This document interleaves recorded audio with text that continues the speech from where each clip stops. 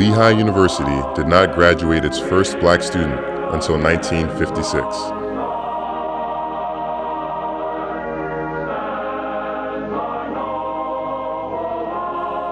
In 1976, the Board of Trustees admitted its first black member. One board meeting a year was in New York, and after the New York meeting, a retired executive came up to me and he said, "I've been on this board umpty-ump years, and you asked the first intelligent question I ever heard. Can I buy you a drink?" The minute we sit down, the executive starts bugging the waiter to have the owner come to the table. About 10 minutes later, the owner, Leon Leonidas, comes to the table. And the executive pronounces, "This is my friend, Reggie Jennings, the only N on the Board of Trustees of Lehigh University." There was a cross that was burned outside the drink hall. I will never forget it. It was a very eerie thing, this large cross that was burning. And I remember asking my friend Stimulus, Jim Stimulus, "What's that?" And he then explained to me what it was, and then said it was not aimed at me, but it was actually aimed at my other friend, whose name is escaping me now, the other freshman who was American. And that was the most eerie thing I ever experienced. I got to Lehigh and I automatically became black, which while I always understood I was black, it was never, I hate saying the word never, but it was something that had been different growing up. Growing up, my mother had explained to me what it meant to be both black and white, to be biracial. And I had friends who were biracial. I had black friends, I had white friends.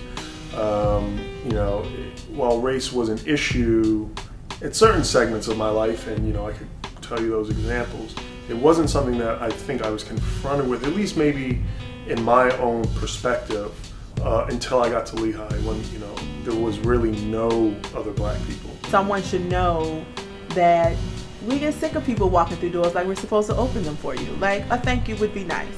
At a certain time, and I think that time has already passed for an institution like Lehigh, you gotta just get to the practical, the pragmatics of this. If we're gonna continue to be an innovative institution, if we're gonna continue to be an elite institution, that is actually gonna be bricks and mortar, then we're going to have to become more diverse. That is the future of higher education. It's the future of the world, both corporate world, art world, pick whatever field you want to pick. That is the future.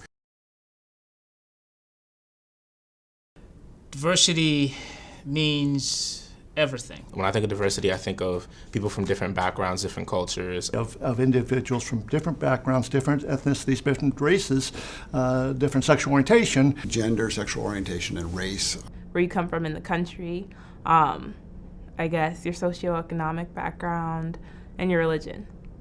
You can be diverse and not be inclusive. Inclusion is not only accepting those who aren't like you, but wanting to have them around you. And to see the benefit of engagement with folks who come from a different perspective, a different culture. And if the voices aren't there from the other experiences or alternative experiences, it's very difficult to come up with solutions that account for them.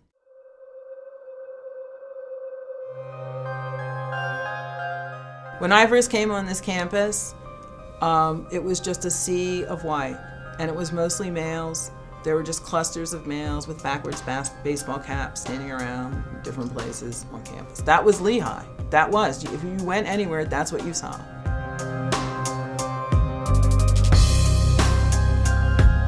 If you're a minority at Lehigh, at least when I was there, everyone, whether you made it or not, were in some Lehigh magazine, pamphlet, alumni magazine, kind of as being put on a pedestal art for show of, look at our diversity, when, we'd make jokes that, the same images were being used.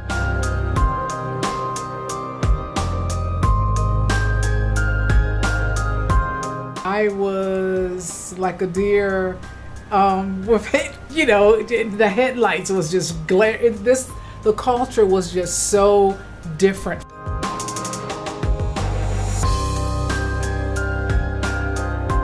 When I came to Lehigh, In 1989, there were 7 African American women in my class, period. I think including me. And over the years, and I mean my freshman class, that was the stat that was bandied around. Maybe 7, maybe 12, but I think it was 7.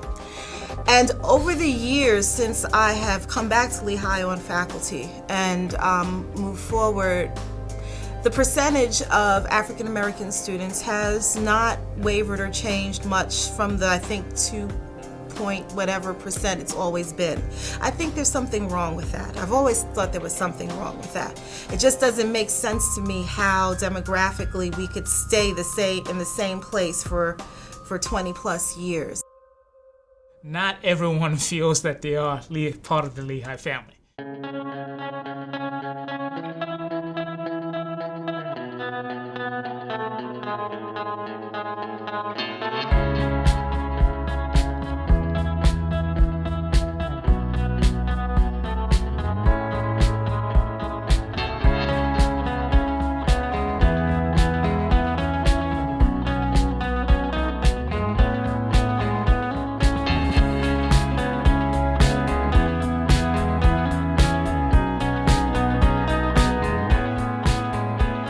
Kind of a culture shock to come to Lehigh and meet, people who had never come across, African Americans before, so Black people before, so that was very interesting.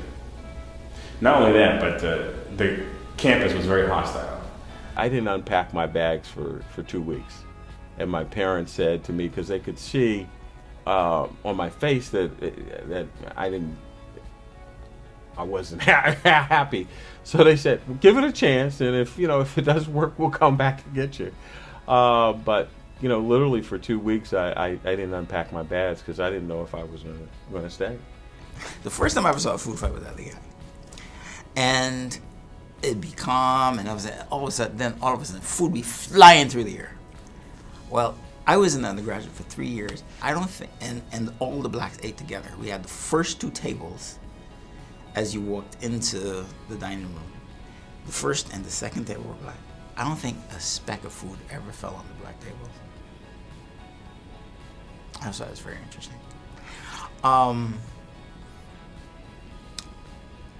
It was clearly a conversation, because it was fun, right? Everybody tossing food.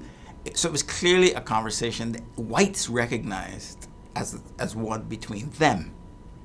Academically, my first 2 years at Lehigh were a breeze because I was so well prepared at Andover. But socially, it was just very challenging, very difficult. We had, I don't remember what it was now, but there was a jock fraternity. And they recruited me. I think they recruited me not only because of my profile as a football player, but with my 3.5 cum, I would have brought the house cumulative average up. And after actively recruiting me, one of the guys came to me and he said, we really want you to be a part of us, but our alumni wouldn't allow us to recruit you. So at the time that I was here, there were only 3 fraternities that would recruit black students, and those were the Jewish fraternities. The thing that got me through Lehigh were faculty and staff who were there to be helpful, encouraging, and supporting, and saying, you could do it, you can make it happen. Because every year I was here, I wanted to leave. Believe me, every year I was here. And it was so much so that I said, I need to get out of here. So I ended up graduating from undergrad in 3.5 years. It's the bond that kept us. For most of us, it's the bond that kept us.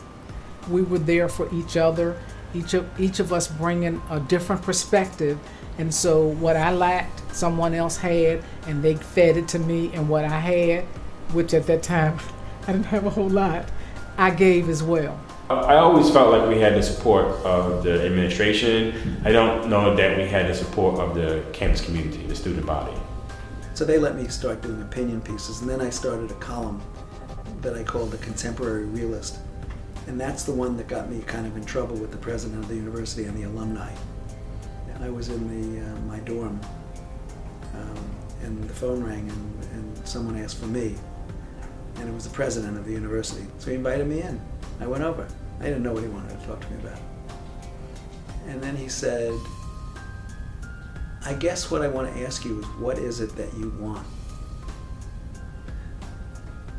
I said, you have to say more than that. Well, he said, the alumni, I'm getting tremendous pressure from the alumni because they're very concerned about what you're saying. And I said to him, many of the fraternities on this campus, in their charters, have exclusionary clauses that prohibit the fraternities from enrolling, from accepting black and Jewish students. That makes me angry, okay? We just passed the civil rights bills in 1965, and the Civil War happened in 1861 to 1865. So it's 100 years after that, and the fraternity system at Lehigh University has exclusionary clauses that prevent black people and Jewish people and sometimes Catholic people from getting into these fraternities. To me, that's outrageous. African American students complained a lot about that sense of invisible visibility, right? Meaning that somehow they're hyper visible in their own mind because they're the only one like them, but they're largely invisible because nobody sees them, nobody calls on them, and that sort of thing. I didn't feel like there was any, other than a few occasions, any outright hostility towards me as a black student there, but I felt like there was this level of indifference. Like, you're so insignificant, we don't really need to pay attention to you. There was a murder on our campus. I'd never heard the N-word so much in my life like I did for that first month after that murder took place. There was a murder on our campus, and incidentally by a black student. And that had racial overtones that were difficult to manage. Yeah, the Cleary tragedy happened my second year. I was a second-year dean of students. And it was in April, that spring semester. I was in Washington, D.C. attending a conference that weekend, and I got a call from the chief of police who said that a young woman had been brutally raped and murdered on campus. He's a black student from Newark, and in fact, he brutally murdered a pretty little blonde white girl who played tennis at the university, and it was a terrible, terrible moment for all of us, but for his black roommates or other black students on campus who were in danger of being guilty by association with him. It was a scary time, and many of them dropped out of the university. When individuals do bad things, the associates of those individuals, whether they're associated in fact or simply by race or by religion, are all vulnerable to reprisal.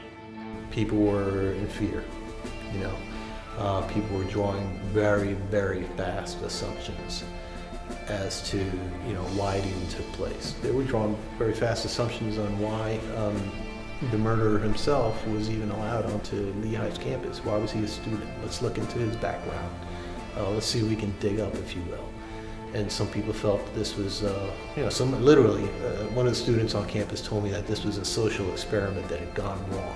Understandably so, the campus was very hostile to African American males and black people in general. Sitting next to a young black man, and he mentioned the desire to create this home that eventually became the Emoja House. And I expressed some unease about what seemed to me to be a kind of a self-segregation. And this really, really sharp young man asked if he could make an appointment to come see me in my office rather than just have a casual conversation. He set up a deliberate dialogue, and he explained to me why it was important for black students at Lehigh to have a place in which they were clearly free of fear or free of any disapproval that otherwise always lingers in the black students at Lehigh. 15 African American students were renting from one apartment building off campus about a mile, and somewhere Leon Caldwell in particular took the lead and said, if we can give all this money to off campus, why can't Lehigh create a space for us? Dr. Odie at the time was in housing. He helped convene this original group. I remember it was like a Blue Sky Housing, police, and a few other folks.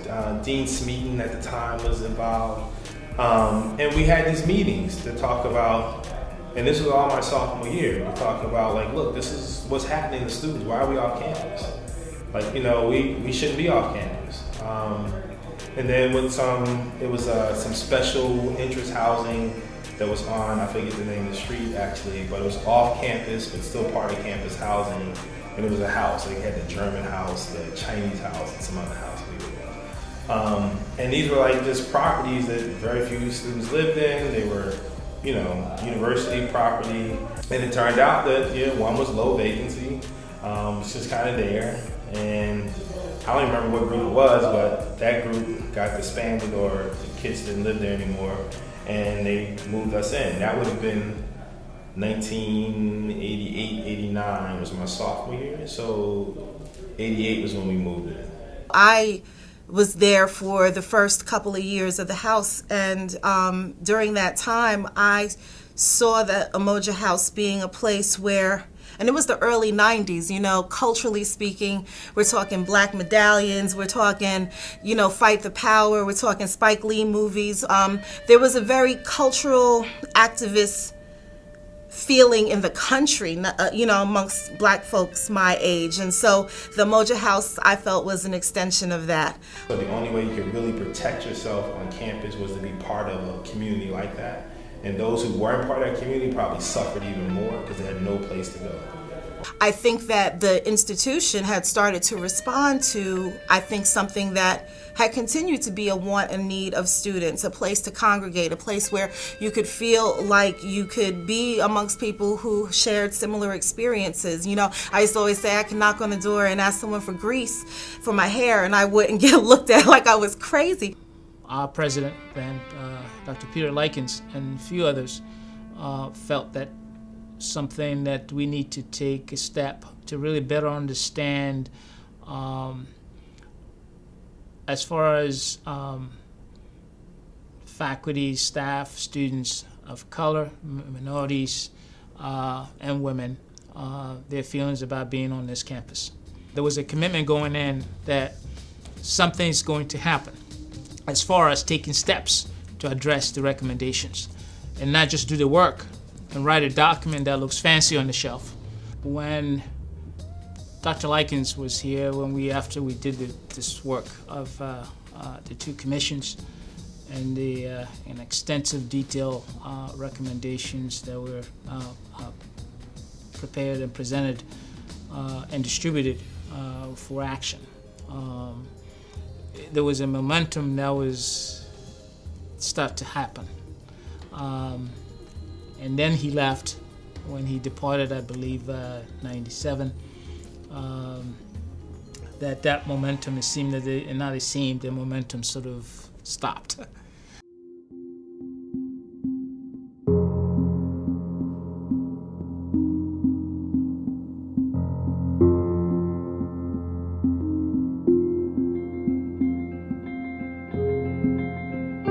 I will never forget.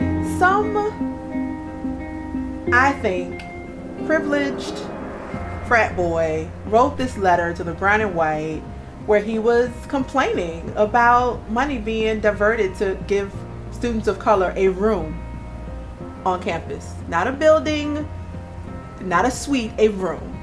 And he closed his letter by saying something like, and by the way, the beers are still on you, or something like that. No. He asked if the university would be paying for the beers at frat parties next.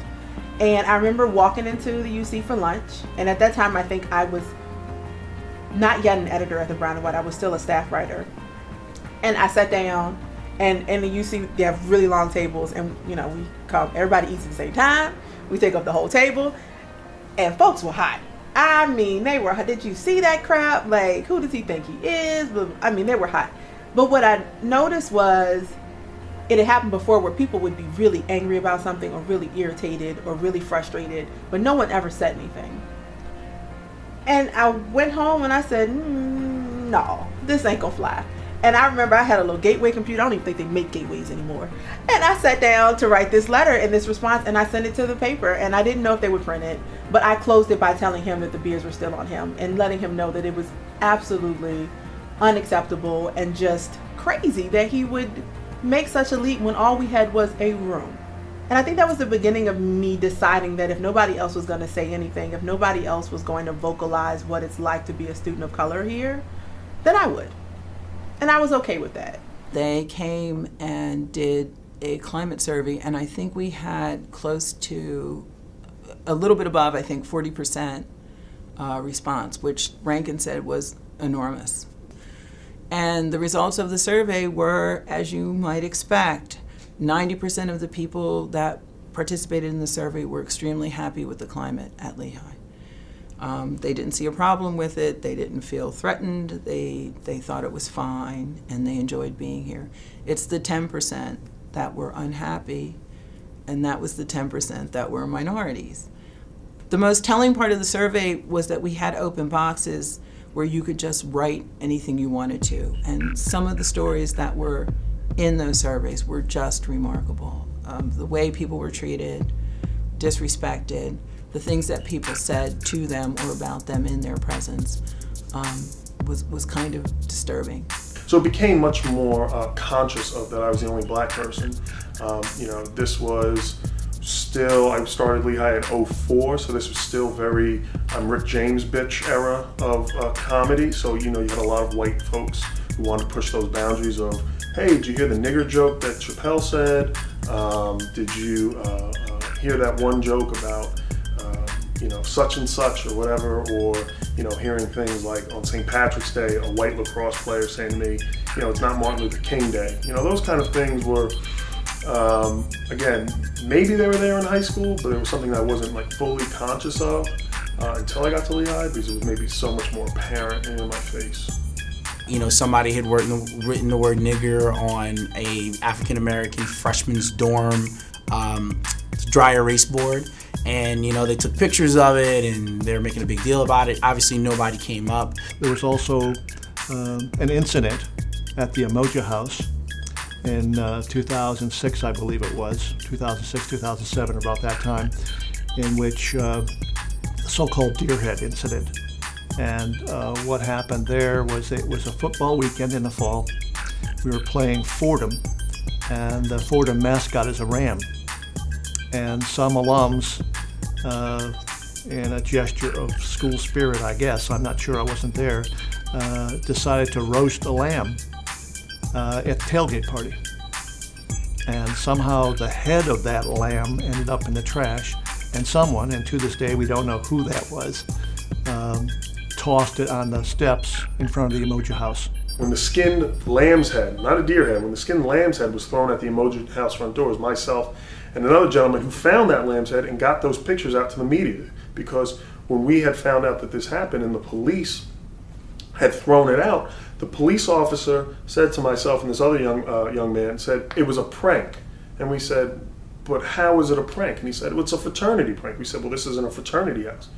Look, I don't care who you are. I don't care if you think it's a prank or what have you. You have to have the wherewithal to know that if you do something like that to the only multicultural house on the Hill, it's going to look like an attack against multiculturalism. That's just what it looked like. So we said, well, can we see it? And he said, I threw it out. What do you want me to keep that as, for evidence? We took a couple pictures. To this day, we don't know who did it.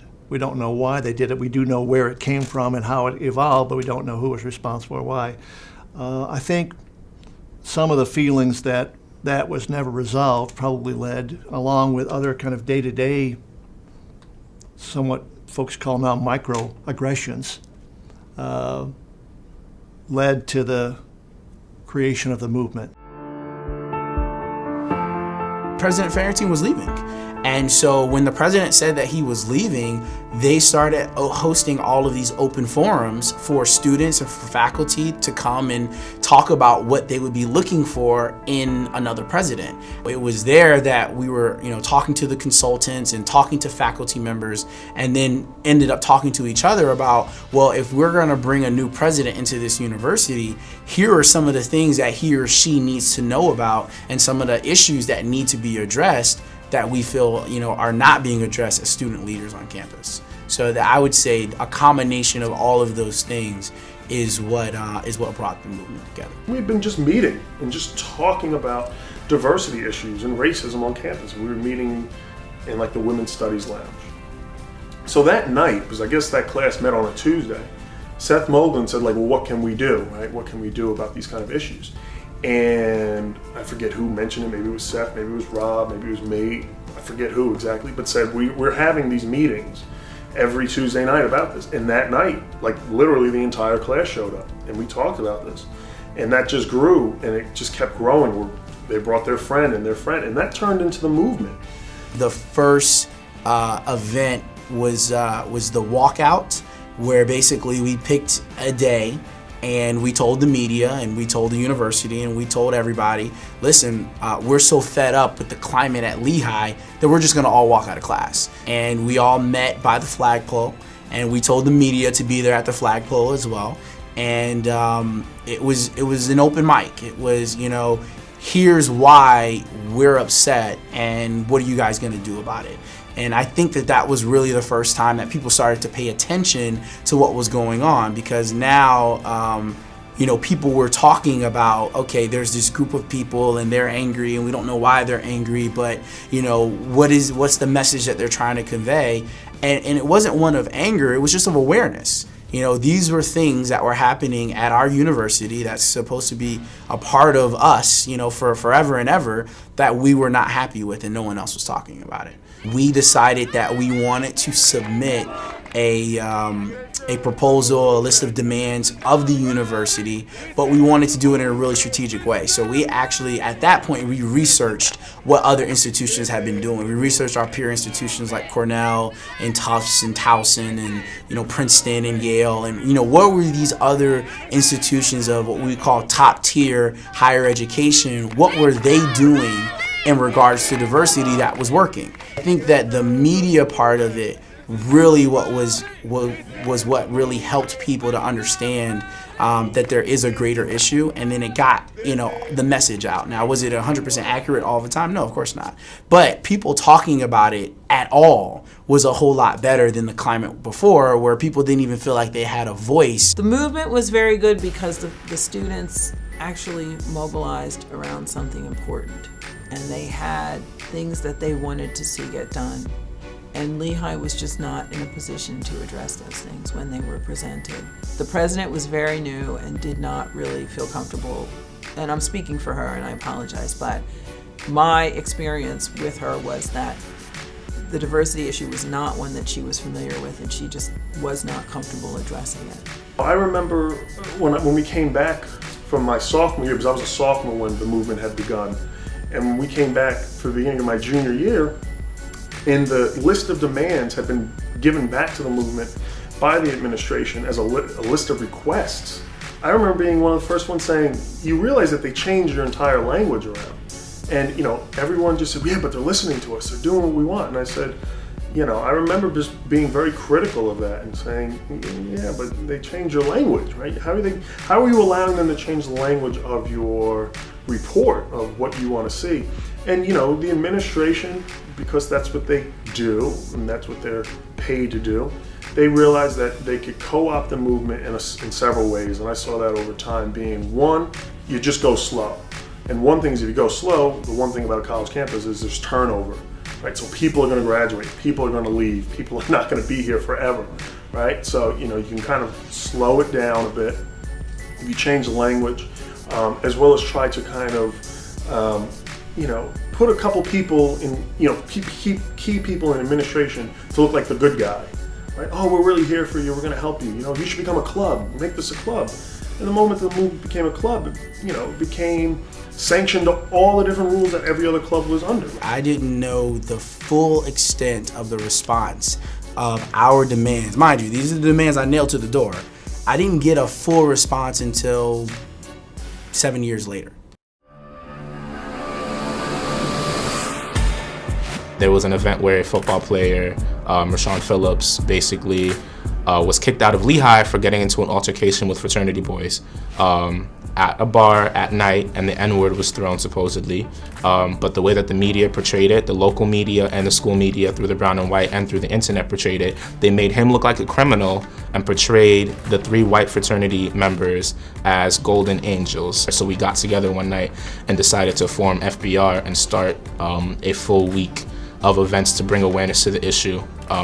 starting with provocative posters in the UC, and then flyers being put everywhere so that students, faculty, and staff could be aware of what was going on and how students who are marginalized on this campus could feel, which led to a silent protest at the end of the week where we walked around campus, walked to the president's house in the office to demand her attention and demand that these issues finally be put into a place of importance so that they could be solved. Lehigh is scared of chalk. Lehigh is scared of mysterious flyers.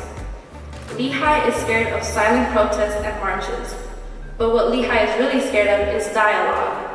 FBR is a social movement that was founded my junior year, fall 2013, September 2013 to be exact. It's a social movement that basically was founded by a group of 8 students at the time to uplift the voices of the unheard on campus, the marginalized groups. So it was basically a movement to challenge the systemic issues that were existent on this campus. FBR stands for From Beneath the Rug. The acronym literally means basically Lehigh had a habit, or still has a habit, of sweeping things under the rug, and our duty as a social movement were to take those things out from under the rug and expose them so we could actually do something about them. When we were invited to the specific Alumni Association meeting, you had the option, though not the obligation, of coming to campus the day before, okay, and going to Founders Day, which some did, some didn't.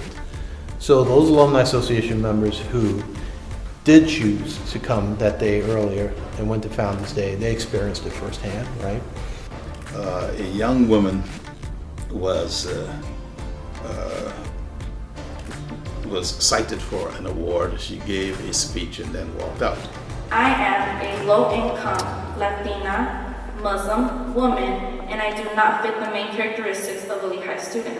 The student got up there, basically talked about issues on campus with regard to diversity issues that have been brought up, some problems, some challenges that the campus is going through that they don't necessarily feel they're getting addressed by the administration. Lehigh has come a long way in diversity with the enrollment of women since 1971 and the increasing number of minority students in general.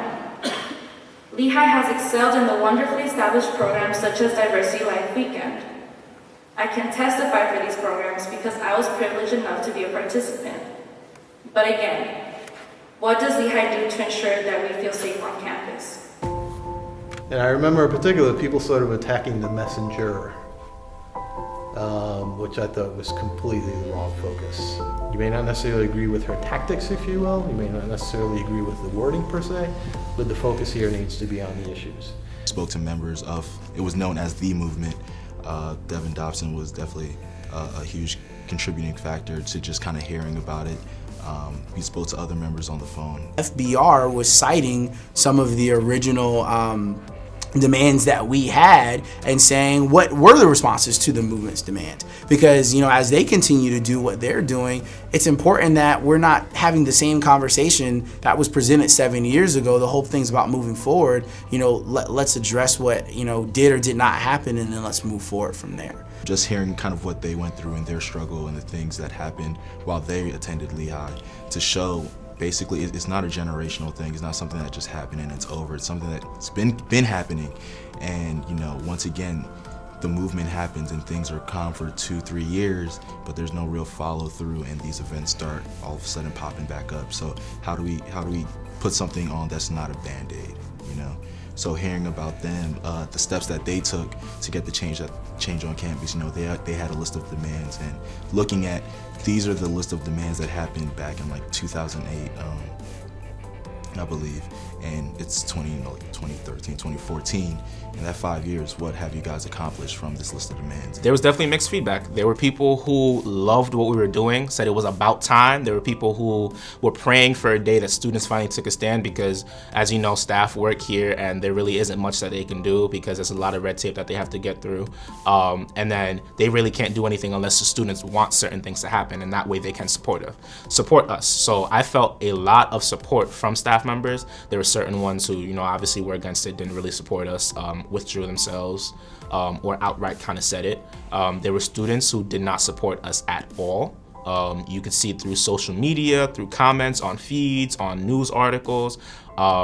But I would say the students who did support us, it was very visible, especially the night of the rally with the Umoja House rally. I know so many of my friends have been like, but I'm not a racist, I'm colorblind.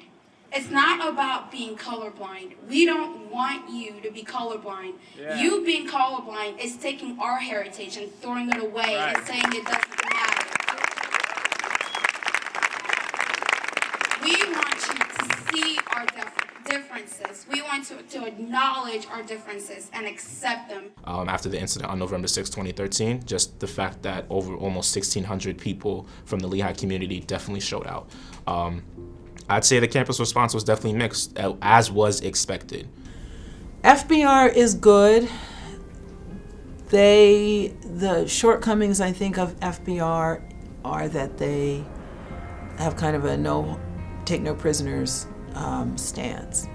And I think that was kind of the position that we had to take for a long time because so little was actually getting done. I think that is no longer the situation. I think over the past year, there's been an incredible amount of work done, and the administration is now behind us. The board is behind diversity. And that means that there are people who understand the issue and are willing to work towards it. And when you have a group that says it's got to be my way or the highway, it's very difficult to work with them. And that's my only criticism of FBR. I think that we would not be where we are now with the work that we are doing if FBR hadn't gotten up and said what they did when they did. And the fact that they continued to say it for a long time was extremely helpful. I would say there was a lot more of an outcome and initiative from FBR, just from FBR, from the work that was being done, from what was started from FBR and the work that took place afterwards, and from the incidents that happened that semester that it was started, just because it went back to founding the Lucy program, having a board of trustee meeting just based on Little Diversity Initiative, having psych training for faculty and staff members, putting students through an online tool, having the OCR, the Office of Civil Rights investigation ensue. I think that what we learned from the movement and from Beneath the Rug is that talk is cheap. And we as an institution can say whatever we want to say, but until we show what we're doing and we communicate it intentionally and strategically and continue to do it, not just as a Band-Aid, but really as something that we really mean to do and sustain, then you don't have credibility. To me, is for us to get into the mindset of proactiveness rather than reactiveness. And that's where we have to pay attention to our students' ongoing conversations. And two, there is university-wide communications of progress that are being made and where those progress are coming from and who are leading those efforts. So that the public is aware of what's happening. And then you also invite in from the public some thoughts, suggestions, ideas. So there is ongoing conversation across the university. So we could talk all day about the incident at the U House. I'm more concerned about what are we doing at this institution to make sure that our students of color feel welcome here, right? What are we doing? Because that's more of a symptom than the problem. Right? The U House incident to me is symptomatic of larger problems here. We have students of color who don't feel welcome here. We've admitted them. We say, hey, come to Lehigh, it's a great place, but then they don't feel supported. They don't have the same kind of social outlets. They're not treated equally in classroom spaces, social spaces, across the campus. And so we have to be focused on that stuff. Let's find ways to stand out from the crowd and be really, really special. Let's draw people to the place because of the accomplishments, not because we tricked them with a great party on Minority Student Weekend. As an institution, we've made progress. We continue to make progress. But it's a journey. It's a journey that must continue.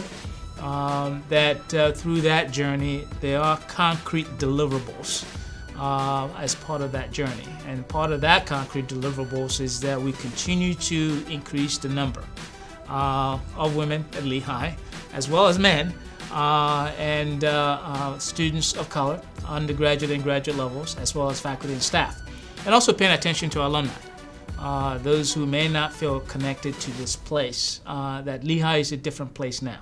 but I can tell you that there is a tremendous support for this. And that's why I'm excited to be the chair of this committee of the board, because I think that there's tremendous support and opportunity to continue the momentum that started last year. And it can't be that we had a movement in '06 and we're going to have a movement in 2016 because nothing happened. That's not acceptable. I think the push for us as academics and scholars and as activists on campus has got to be about embracing the internal dynamics of diversity within our own communities as a model for what the institution's got to do for the broader community. Lehigh legitimately wants this, and that is we need to have at all levels, trustees, administrators, presidents on down, staff, students, professors, at all levels. We need to have a better mix than what we currently have. It is improving. It's a heck of a lot better than it was when I first went to Lehigh. So that much is true, but it can improve. And I know sometimes there's an excuse of potentially having difficulty finding people, but if you can't find people, it means you have to look harder. It's that simple. And or just build the pipelines necessary to be able to bring these people along to grow into those positions. So there has to be a conscientious effort to make sure that we know why diversity works, and everybody needs to be on that train. You got to put the right people in the right seats on that train before it leaves the station. We're really pushing hard to make the population more diverse, not just class-wise, but also race and ethnicity and gender and religion. And Mohammed has now brought in 10% of last year's class was international. So if you haven't noticed, there's a lot of international students here. So the community is becoming diverse, and we are getting the pushback that results in the Emoji House incident and the blackface incident that was a year before, and those and the little tiny incidents that don't make it to the main media but are still going on. And so that is a normal part of diversifying, as the people that have had the power have to move over a little bit so other people can get in there. They start to push because they don't want to move. And so that's what you're going to feel, is that pushback of, no, I don't want to get up off of this because this has been mine for so long. I am optimistic, but I'm not naive. Okay? Optimistic with the possibilities and the potential, but not naive from the perspective of how much work it would take for us to begin to move forward as an institution. If we can maintain, at a minimum, the momentum where we are now, as we add new things, making sure that progress we've made to this point, that we don't regress. Take every single step to stop that from happening. I think we said this loud enough that we cannot go back. Lehigh as an institution cannot afford to go back.